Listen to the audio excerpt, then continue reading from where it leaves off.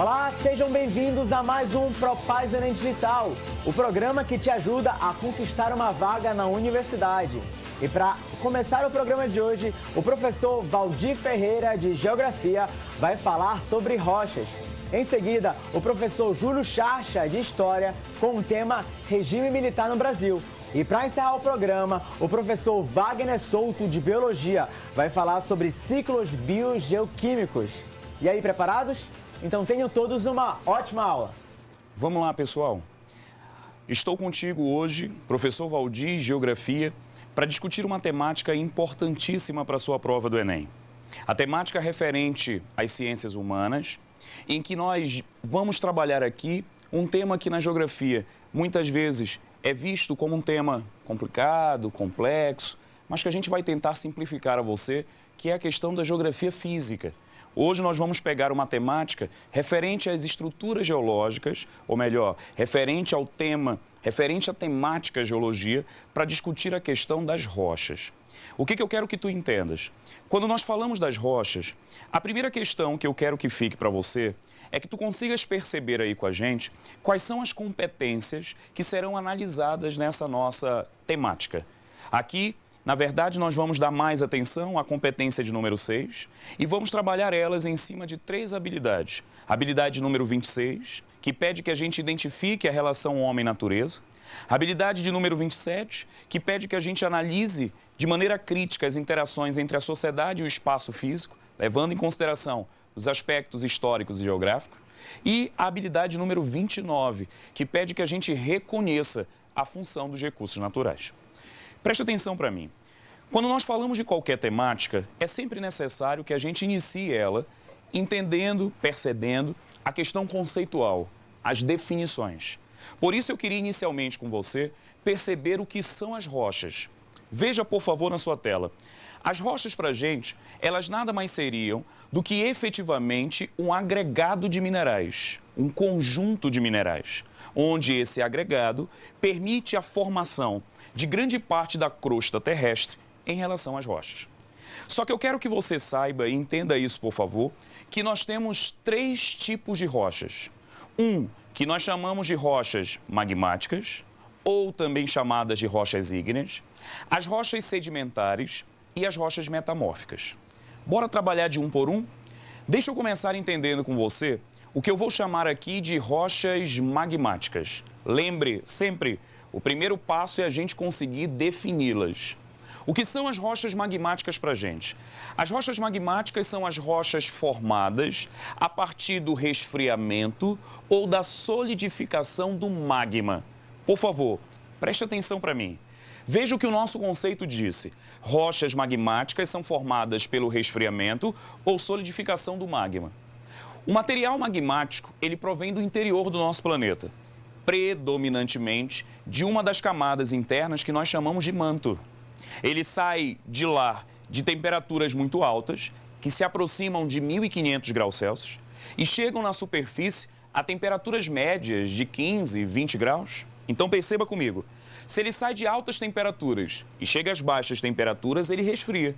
E a partir do resfriamento, ele passa pelo processo de solidificação, ou como nós preferimos chamar, a cristalização magmática.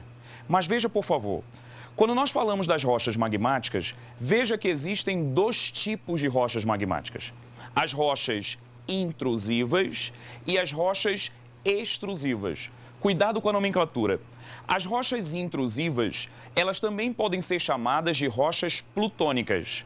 E as rochas extrusivas, elas são chamadas de rochas vulcânicas. Valdir, qual é a diferença?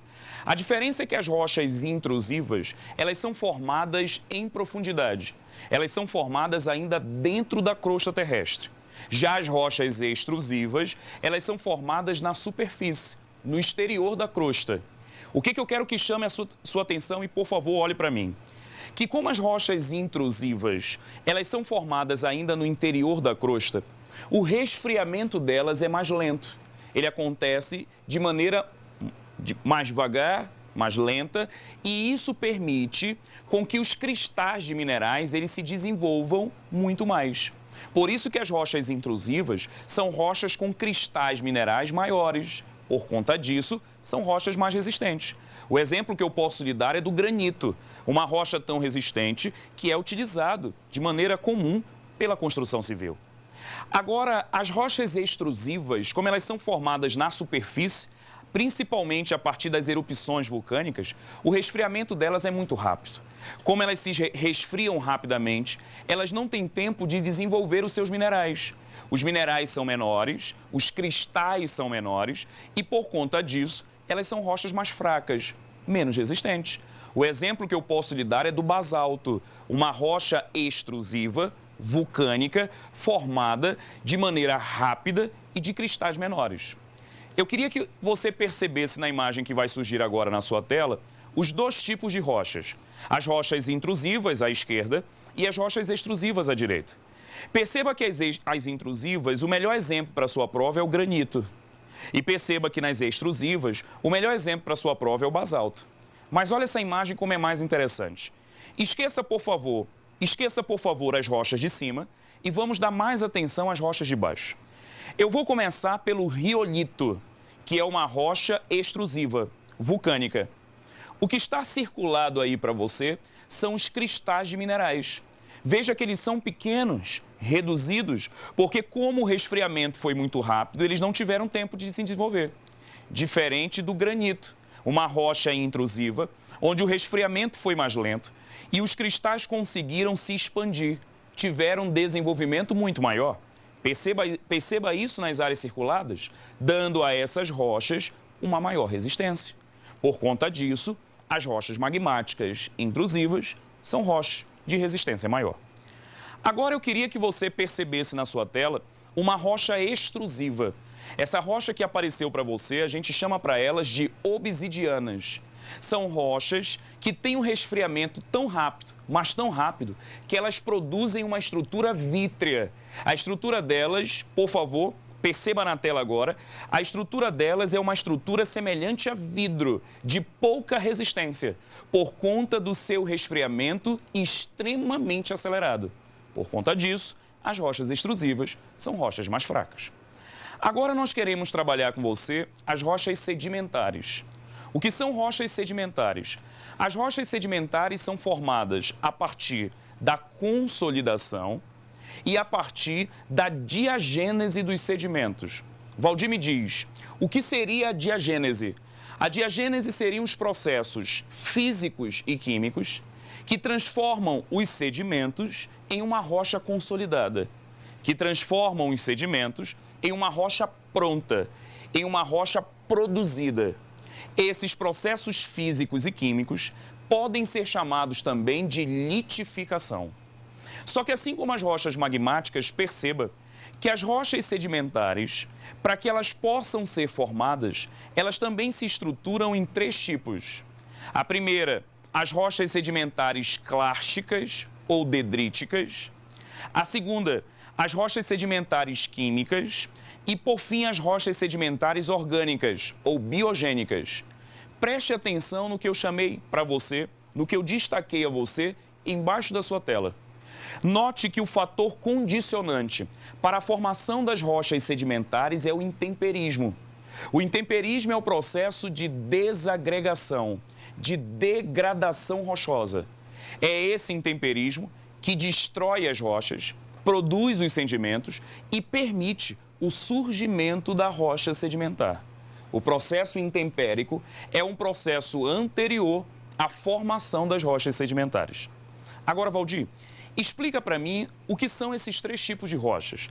Como eu posso diferenciá-las? Não é difícil? Olhe para a nomenclatura.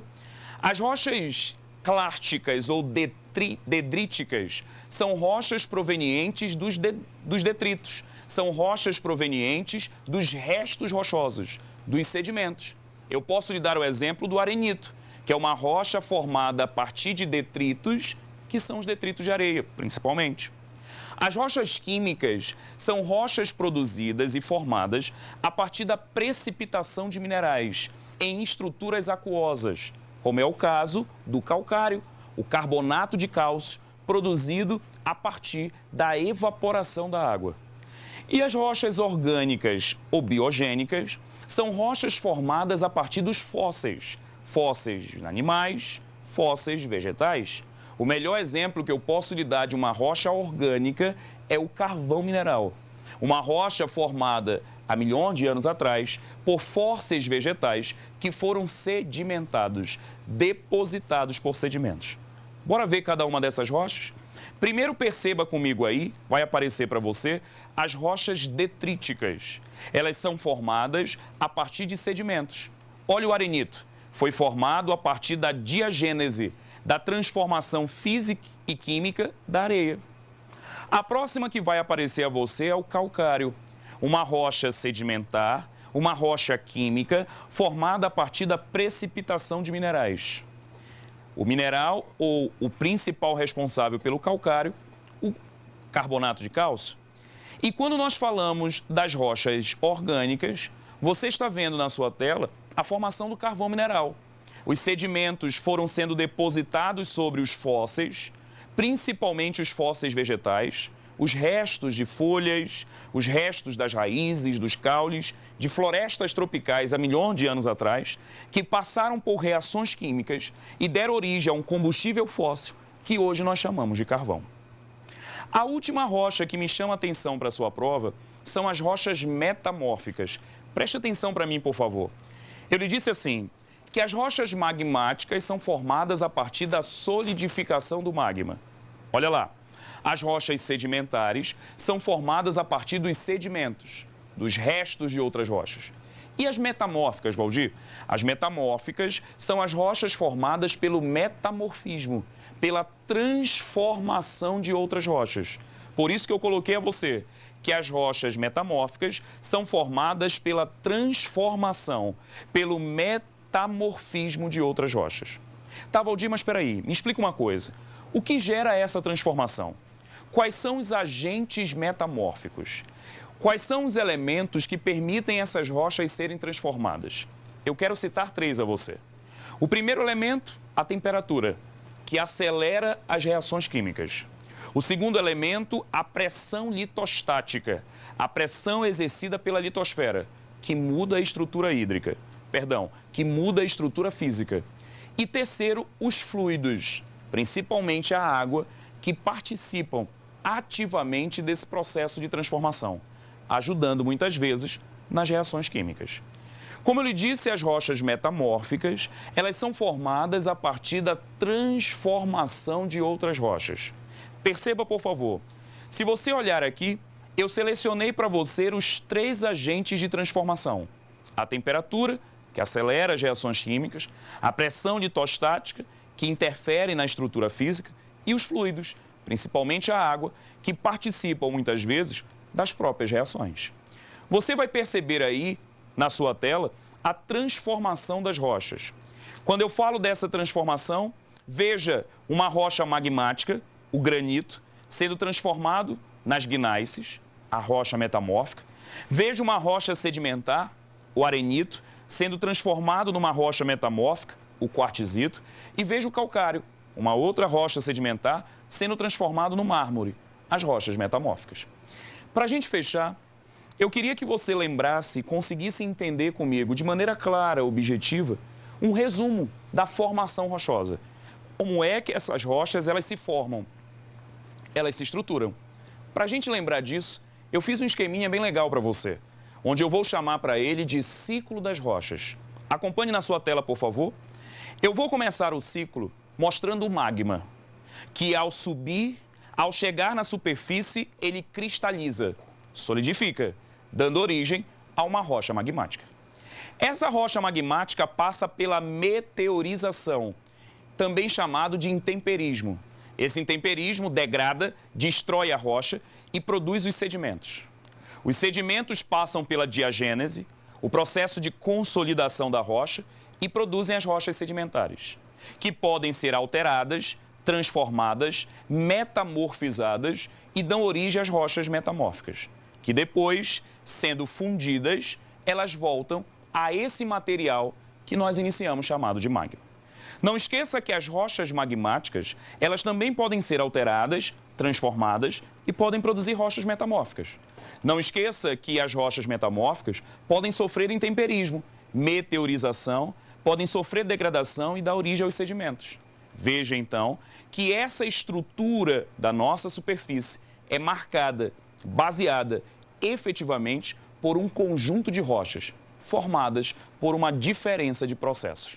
Só para ficar mais simples a você, eu coloquei aqui o ciclo das rochas mais organizado.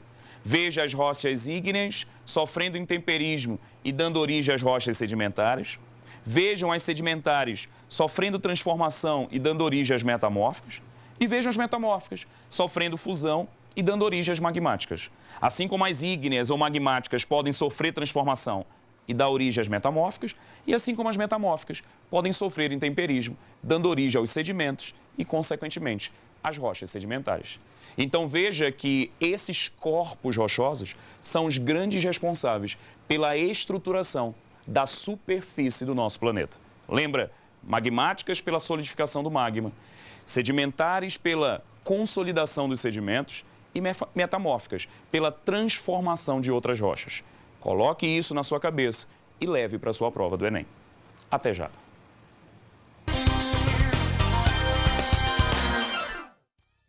Olá, gente!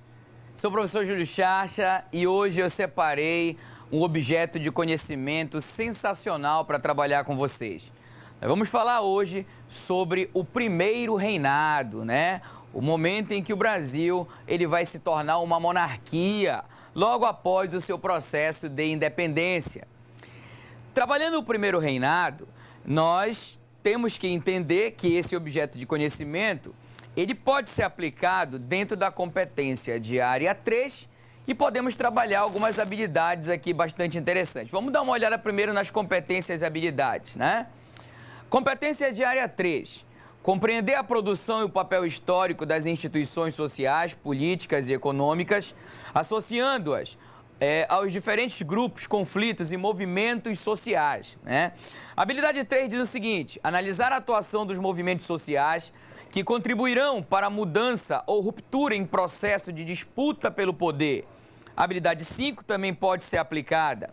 Avaliar criticamente conflitos culturais, sociais, políticos, econômicos ou ambientais ao longo da história, ok? Então, queridos, já de posse das informações sobre a competência e habilidades que nós vamos usar, vamos começar a ver como é que foi que se configurou, né, esse primeiro reinado no Brasil. A primeira coisa que nós não podemos esquecer é que desde o processo de independência do Brasil, ocorre um grande jogo político, né? A nossa independência, que foi uma independência confeccionada, né? Muitos usam esse termo, onde o povo ele acabou sendo excluído desse processo, tá? Porque foi um processo que foi encabeçado pela elite, através de uma série de acordos.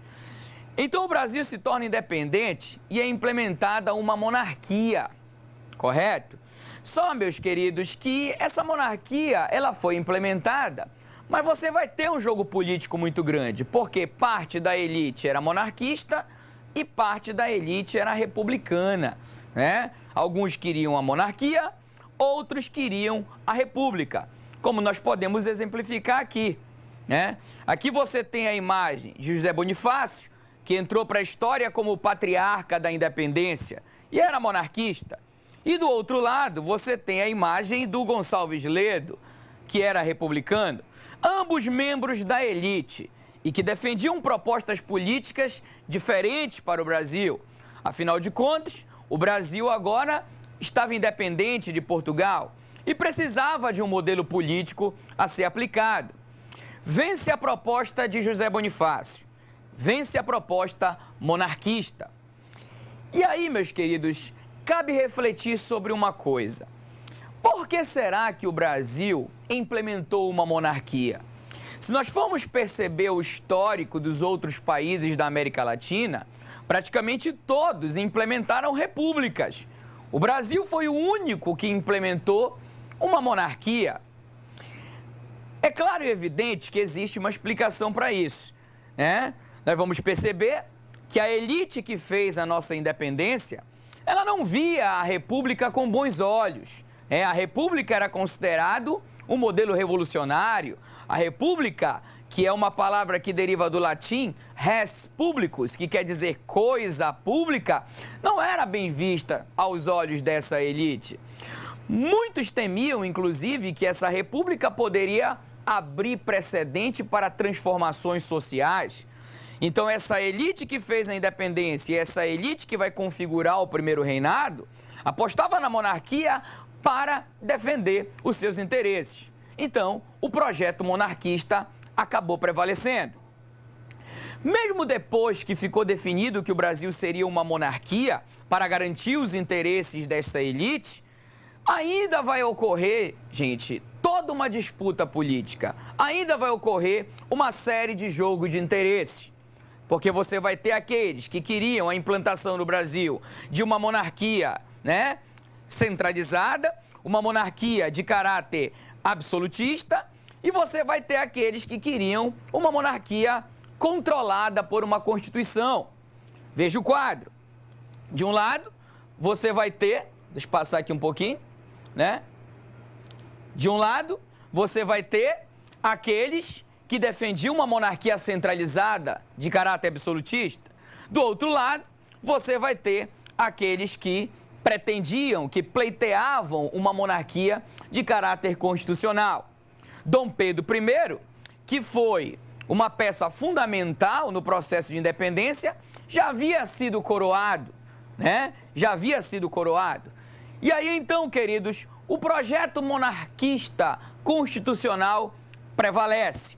Vai ser elaborado para o Brasil a primeira Constituição, que historicamente ficou conhecida como a Constituição de 1823 ou Constituição da Mandioca. Vamos ver algumas cláusulas, alguns itens dessa Constituição que eu vou logo adiantando, nem chegou a sair do papel. Vamos dar uma olhada. A Constituição, meus queridos, de 1823 ou Constituição da Mandioca, tá? Determinava as seguintes coisas. Olhem para cá. Concentrou a participação política nas mãos da elite agrária. Vai ser um dos pontos dessa Constituição. Até aí tudo bem. Outro ponto da Constituição de 1823, né? Combate aos projetos recolonizadores lusitanos. Todos aqueles que queriam, né, recolonizar o Brasil, e aqui no Brasil ainda permaneciam muitos portugueses, sobretudo no Rio de Janeiro, deveriam ser combatidos imediatamente. Até aí tudo bem.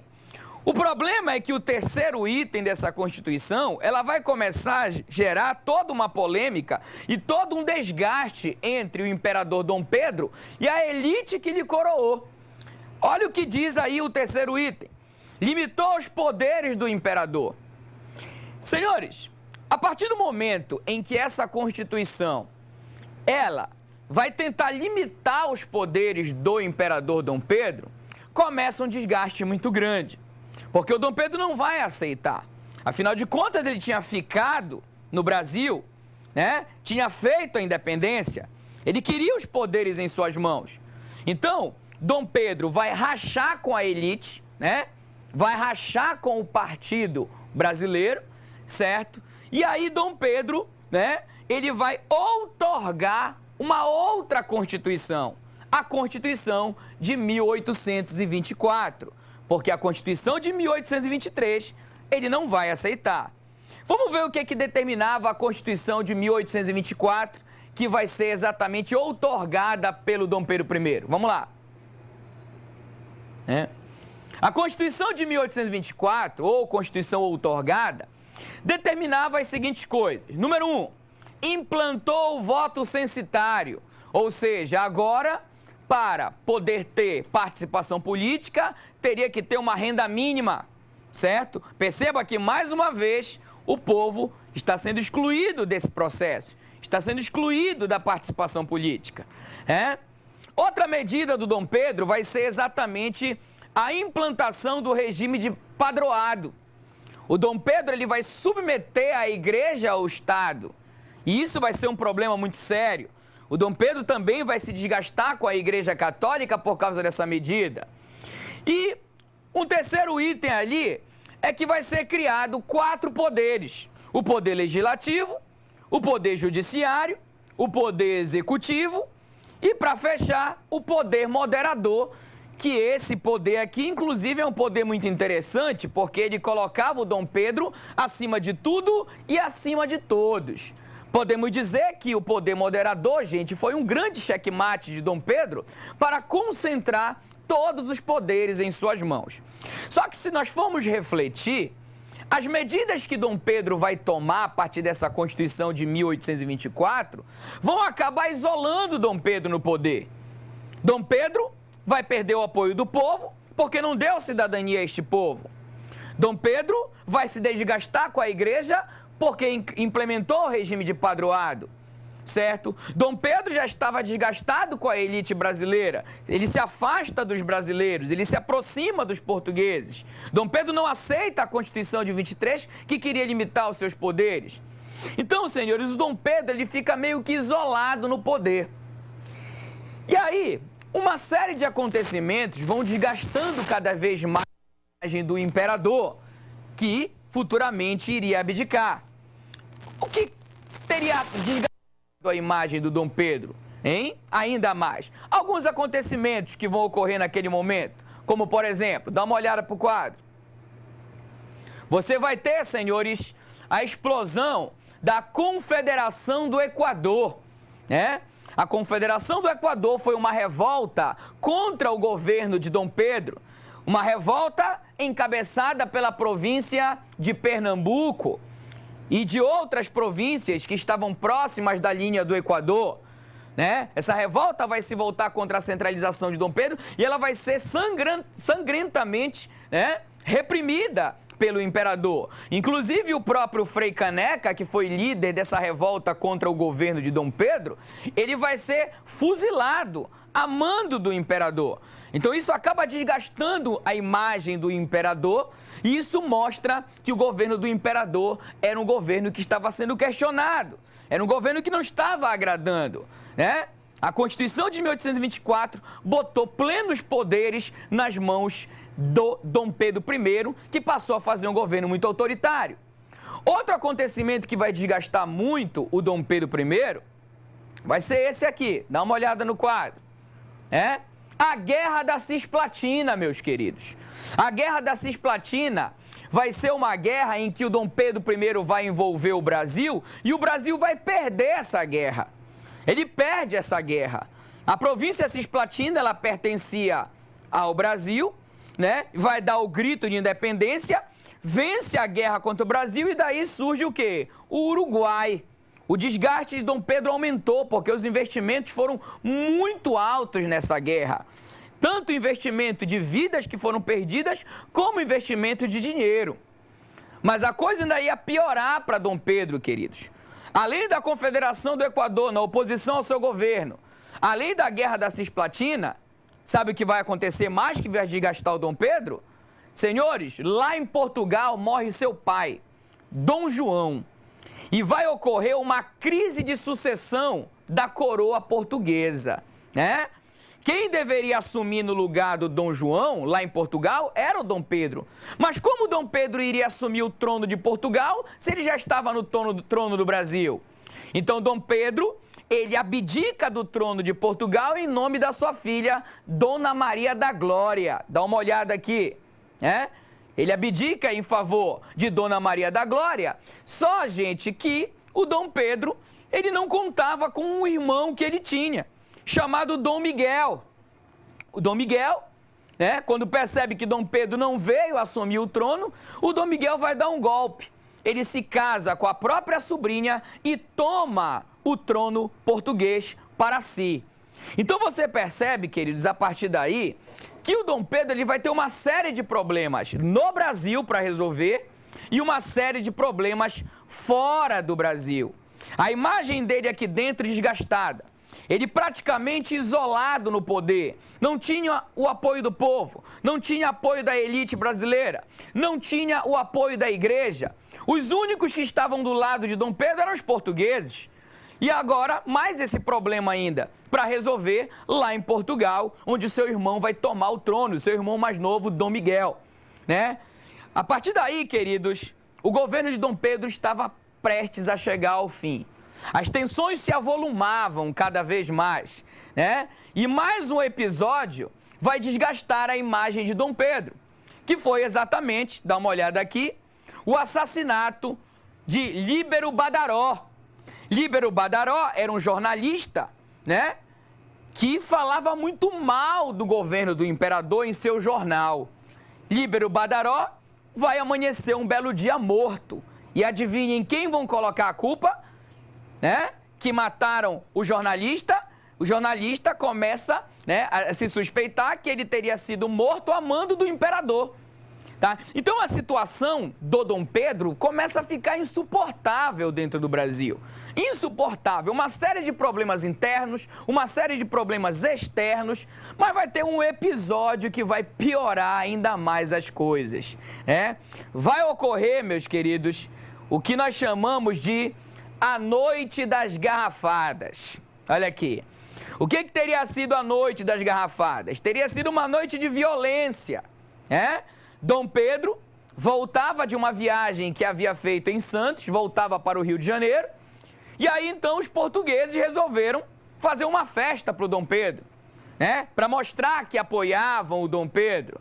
E quando a festa estava rolando, os brasileiros que não gostavam do Dom Pedro, né, os membros do Partido Brasileiro que não gostavam do Dom Pedro, vão invadir a festa, gente, e vai começar uma porrada, vai começar um conflito, né, entre aqueles que apoiavam o imperador e aqueles que não apoiavam e não queriam mais o imperador, né? Esse episódio ficou conhecido como a Noite das Garrafadas. Mediante essa situação, senhores, o Dom Pedro, ele vai jogar a toalha, né? Mediante essa situação, o Dom Pedro, ele vai assinar a carta de abdicação, né? A carta de abdicação será assinada por Dom Pedro. Ele abdica do trono do Brasil e volta para Portugal para tentar recuperar o seu trono, que havia sido usurpado do seu irmão mais novo. Mas Dom Pedro, gente, abdicou do trono do Brasil, né, em favor do seu filho. Ele tinha um filho mais novo chamado Pedro de Alcântara. Olha aqui. Ele abdica em favor de Pedro de Alcântara e parte para Portugal. Só que vai ter um problema, Pedro de Alcântara não vai poder assumir o trono no lugar de Dom Pedro, porque Pedro de Alcântara tinha apenas 5 anos de idade. Pedro de Alcântara não conseguia nem subir no trono, ainda era uma criança. E agora, como é que vai ficar? O Brasil era uma monarquia, mas não tinha um rei, não tinha um imperador, não tinha quem sentasse no trono. Dom Pedro foi embora. Pedro de Alcântara não podia assumir o trono porque era muito jovem. E aí então, meus queridos, que o Brasil vai entrar no chamado período regencial. Vai ser formada uma regência até Pedro de Alcântara, né, completar a maioridade para poder assumir o trono no Brasil e ser coroado Dom Pedro II. Começa o período regencial, onde a elite vai assumir o poder finalmente no Brasil. E o período regencial foi simplesmente um período de muita turbulência. Então, meus amigos, esse foi o primeiro reinado. Eu espero que vocês tenham gostado e até uma próxima oportunidade. Valeu!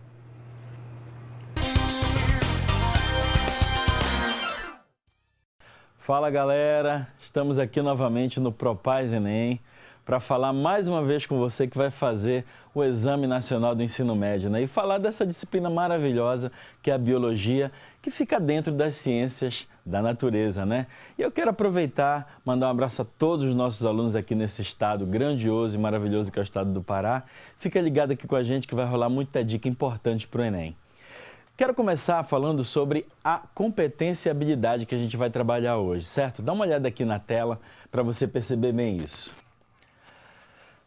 Competência diária número 3. Vamos associar intervenções que resultam em degradação ou conservação ambiental a processos produtivos e sociais e a instrumentos ou ações científico-tecnológicos. A habilidade importante que a gente vai trabalhar hoje é a habilidade 9.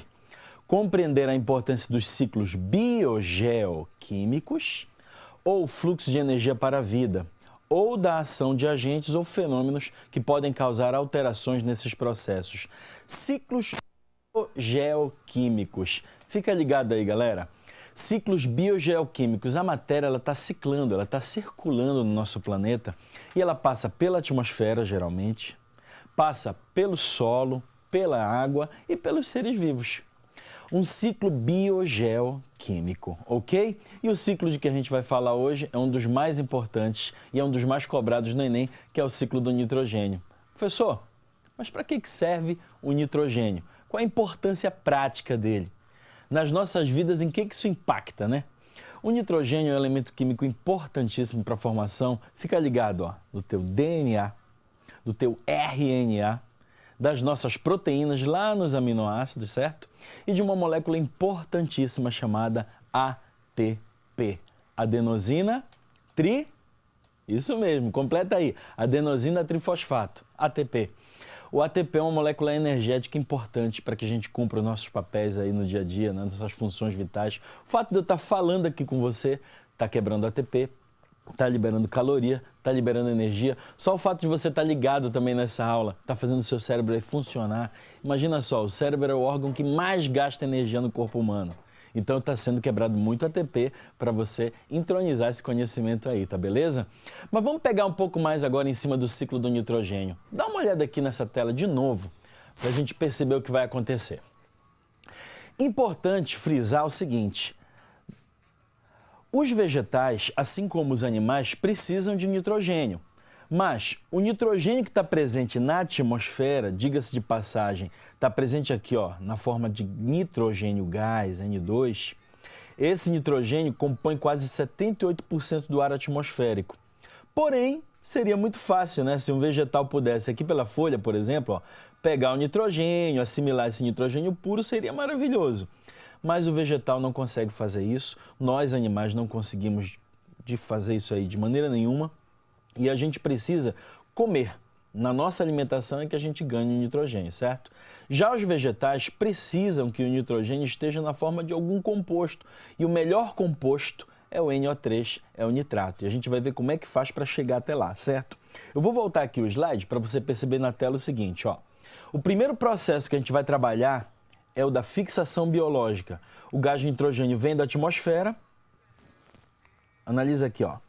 O gás de nitrogênio vem da atmosfera, chega até o solo e aqui ele vai sofrer ação de bactérias, principalmente desse gênero aqui, ó. Fica ligado aí, ó. Gênero Rhizobium. Rhizobium. Rhizobium. São bactérias que podem se associar a raízes de plantas, sobretudo as leguminosas. Feijão, a soja.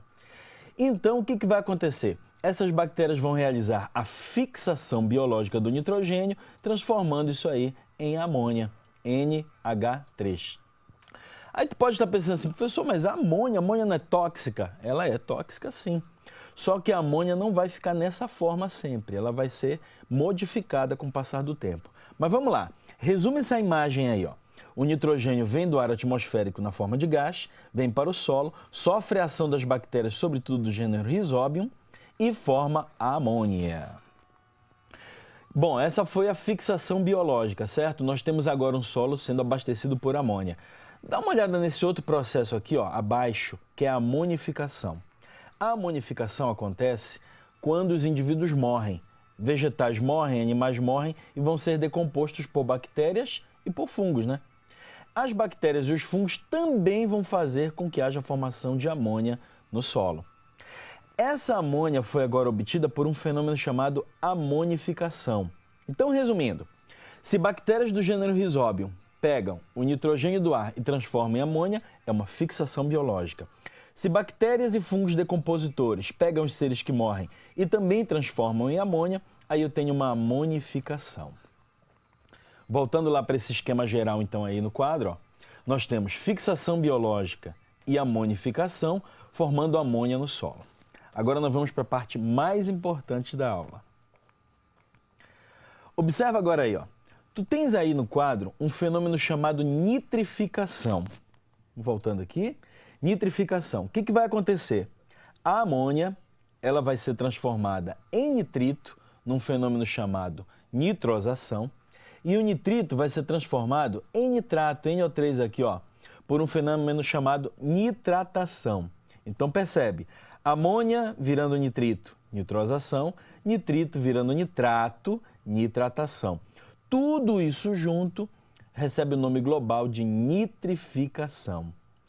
Então, a amônia que foi obtida por fixação biológica e por amonificação sofre agora nitrificação e, no final, forma o nitrato. As plantas simplesmente adoram nitrato, galera. O nitrato vai entrar agora no vegetal e vai passar por uma fase chamada assimilação. Da feita que o nitrato entra na planta e é assimilado, então, por ela, ele vai passar a fazer parte do DNA desse vegetal, do RNA, das proteínas.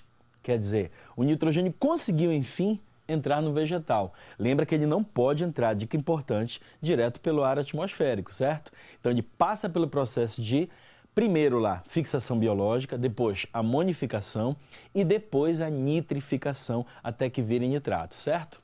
Agora, como tudo que sobe desce, como tudo que vem tem volta, olha só o que vai acontecer agora. Para completar o ciclo do nitrogênio, nós vamos precisar do seguinte raciocínio. Quando o nitrato é formado aqui, ó, ele vai servir para a planta, certo? Ela vai assimilar, bacana e tal, mas muito nitrato vai ficar no solo ainda. Existe um grupo de bactérias que é o grupo das pseudomonas, olha aqui, ó, pseudomonas. As pseudomonas vão pegar esse nitrato aqui e vão transformar de volta em N2. O N2 gás volta para a atmosfera e vai ser utilizado novamente nesse ciclo. Então percebe que o gás de nitrogênio começou na atmosfera, veio para o solo, passou por fixação, passou por amonificação, passou pela nitrificação e no final sofreu desnitrificação. E essa desnitrificação fica por conta das pseudomonas e vai fazer com que o gás de nitrogênio volte para a atmosfera, beleza? Qual vai ser a minha missão contigo agora aqui? Pegar esse resumão aí, ó. O que acontece, galera? Esse é o momento agora de você ir lá, pegar o seu caderninho, dar uma anotada nesse esquema que eu vou te mostrar agora aqui. Esse vai ser o processo total, mostrando o ciclo do nitrogênio nesse resumo para vocês, beleza? Importantíssimo para o Enem. Uma dica antes de eu mostrar aí, enquanto você está pegando aí esse caderno para anotar, a caneta, uma dica, tá? Os solos que são utilizados, por exemplo, para a plantação de feijão, de soja, pode reparar que preferencialmente se utiliza solos que tenham minhocas. As minhocas, elas ao cavarem o solo, constroem aqueles túneis, né? Que são chamados de galerias. Essas galerias podem fazer com que o ar penetre o solo, então o solo vai ficando aerado. Com o solo aerado, então o próprio gás de nitrogênio que está na atmosfera entra no solo, ok? Isso facilita, agiliza todo o processo. Então não é à toa que o senso comum diz, né, que solo em que há minhocas é um solo melhor para fazer o plantio. Perfeito? Então agora dá uma olhada nesse esquema aí do quadro. Ó. Tudo começa quando eu tenho aqui, ó, nitrogênio gás na atmosfera. Beleza, esse nitrogênio gás vai descendo, descendo, descendo, vem para o solo e sofre a fixação biológica. Primeiro processo importante, então, fixação biológica, com a formação de amônia. E aí vai tendo acúmulo de amônia no solo. Beleza. Os seres que morrem sofrem a ação dos decompositores, bactérias e fungos. Vão sofrer a amonificação. Na amonificação também é formada amônia. Beleza? Então, tanto pela fixação biológica quanto pela amonificação, eu tenho a formação de amônia. A amônia está formada? Beleza, só que ela é tóxica. Então, ela precisa passar por um fenômeno chamado nitrificação para formar, ao final, o nitrato. A amônia, primeiro, se transforma em nitrito. Esta é a nitrosação, que é a primeira parte da nitrificação. O nitrito, por sua vez, vai sofrer ação de bactérias também e vira nitrato. A nitratação agora aconteceu. Nitrosação mais nitratação me dão a nitrificação. Beleza? Essa nitrificação aqui vai fazer com que o nitrato formado seja assimilado, então, pelas plantas. No final do processo, o nitrato que fica no solo, aí, então, vai ser utilizado por bactérias chamadas pseudomonas. E tudo isso vai passar por um fenômeno chamado desnitrificação. E essa desnitrificação vai então liberar N2 para a atmosfera, compondo assim o ciclo do nitrogênio, certo? Recomendo a você que entre no YouTube, por exemplo, e baixe lá uns vídeos da equipe Bio para você, certo? Tem um clipe lá chamado Fixação Biológica. O que a gente fez? A gente pegou a música do Kid Abelha, Fixação, fez uma paródia que ficou mais ou menos assim, ó. Vai lá. A música original diz assim, ó. Fixação, amônia é o resultado da fixação e da monificação. Fixação, risóbio associado, fixação, na soja e no feijão. Olha só, a soja e o feijão, lembrando, hein, pro Enem, são leguminosas. Essas leguminosas fazem com que seja liberado muito nitrato no solo e aí o solo vai ficando cada vez mais fértil, cada vez mais adubado. Então, alguns pontos chaves para a gente concluir a nossa aula. Ciclo do nitrogênio. Começa na atmosfera pelo N2, sofre fixação, forma amônia, sofre amonificação pelas bactérias e fungos decompositores, formando amônia também. Essa amônia vira nitrito e depois nitrato. O nitrato é assimilado pelo vegetal. O que sobra de nitrato é decomposto pelas bactérias pseudomonas. Essas pseudomonas fazem a desnitrificação, que volta a formar N2, que vai para a atmosfera. Outro ponto importante, presença das minhocas no ecossistema. Elas cavam galerias, fazem com que o ar possa entrar no solo. E aí o nitrogênio entra. Esse nitrogênio entrando no solo passa por todo esse ciclo aí e entra nas plantas. No final, a desnitrificação faz com que o nitrogênio volte para o ar atmosférico. Eu não sei se tu te lembras lá do início da aula, mas eu falei que 78% do ar atmosférico são formados de nitrogênio. Então fica aí ligado, hein? Nós precisamos de oxigênio para respirar, né? Mas esse gás só forma no máximo 21% do ar atmosférico. Será que nós somos, então, os seres mais importantes da Terra? Estou achando que não, hein? Os vegetais têm uma importância muito maior, porque vão fazer com que esse ciclo aí se complete e a atmosfera, portanto, precisa ser formada em maior quantidade por nitrogênio e não por oxigênio. Dada essa dica, fica para você aí um grande abraço, certo? O Enem está chegando, faltam poucos dias, o Propaz Enem está aqui para te ajudar. E lembrando, hein, nós temos as nossas caravanas que vão a vários municípios aí. Fomos a Breves, Santarém, Marabá, Tucuruí, Santa Isabel, aqui em Belém mesmo. Então, todos esses alunos que já passaram por esses nossos aulões, fiquem ligados também nas aulas na TV aqui, para completar os seus estudos. E lembrem, nada de ficar fazendo virada aí, muito exagerado, porque você perde a capacidade de armazenamento de informações, ok? Alimente-se direito. Se possível, dê preferência para legumes, verduras, frutas, fígado, muito bom, porque você vai se abastecer de vitaminas do complexo B. As vitaminas do complexo B garantem que você tenha uma boa memória. Sabe aquela memória recente que você precisa no dia da prova? Pois é. Se você não der preferência para esses alimentos que eu te falei, você pode perder uma informação importante que está lá gravada no teu cérebro. Mas na hora da prova você esquece, daquele famoso branco, né? E aí quando você entrega a prova, saiu, abriu a porta, foi embora, lembra da resposta da questão. Então, para não acontecer isso, vitaminas do complexo B, certo? Para manter a tua imunidade sempre lá em cima, vitamina C. Aí você vai lembrar das frutas cítricas, né? Ou frutas ácidas, que são aquelas preferencialmente, né? Laranja, limão, a tangerina, a lima, né? O morango é excelente também. Todos esses têm vitamina C, acerola, carambola. E aí você vai ter um bom sistema imunológico. Para quê? Para manter o teu corpo saudável também para o dia da prova. Então ficam essas dicas aí. Eu sou o professor Wagner Souto. Até a próxima, se Deus quiser, no Propaz Enem. Tchau!